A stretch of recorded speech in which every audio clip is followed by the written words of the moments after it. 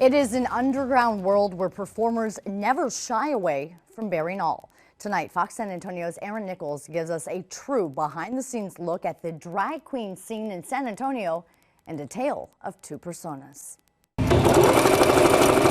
24-year-old Augustine Ramirez spends most days working away inside his apartment. Every single day, basically. When he's not working on his sewing machine, I made my costume here. My roommate and I beaded and stoned this one. He's creating new wigs. I'm trying to make it as big as possible. Big hair, even bigger costumes. It's all part of his business. The larger-than-life drag queen business. It's just the art of female impersonation. You can make a lot of money. People live off of just doing drag and shows and competing. But Augustine doesn't just work behind the scenes. He's the star of the show. Make some noise for contestant number 1. His alter ego, Natasha E. Cavali.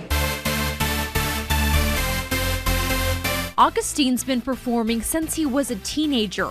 He started after a friend in college asked him to dress in drag for a charity show. A different persona came out of me and I liked it. For Augustine, it's a 180-degree turn on the outside and the inside. When I'm me, I'm literally just quiet and shy.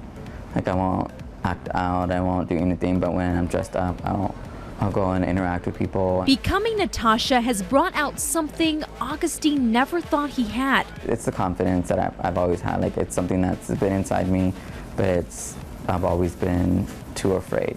But Natasha's world is very different than Augustine's. As the middle child of adoptive parents growing up in San Antonio, Augustine struggled to find himself. When I was younger, I've always wanted to run away. Augustine knew he was gay at a very young age and was afraid to come out to his parents. I was never wanted. I felt like that. When his family discovered he was doing drag shows, it drove them apart. Never wanted anybody to feel sorry for me because it was my own decisions. My decisions created the path that I live.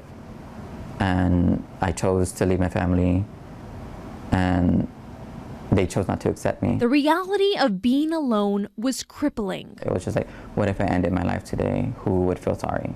Or who would miss me? But through the darkness, Augustine found love as Natasha. The support that was given to me made me forget about everything. Natasha saved your life.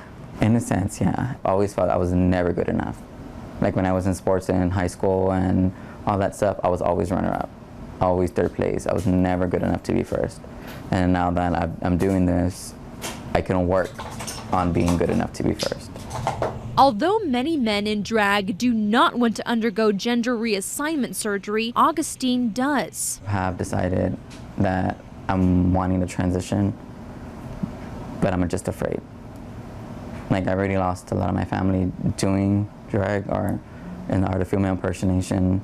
So I'm afraid that if I do transition, there will be nothing. When you can treat them to who you really are. Augustine is unsure what the future holds, but he's now found a community who loves him for who he is. What would you say to people to help them understand the drag queen culture? Just to go look at a show.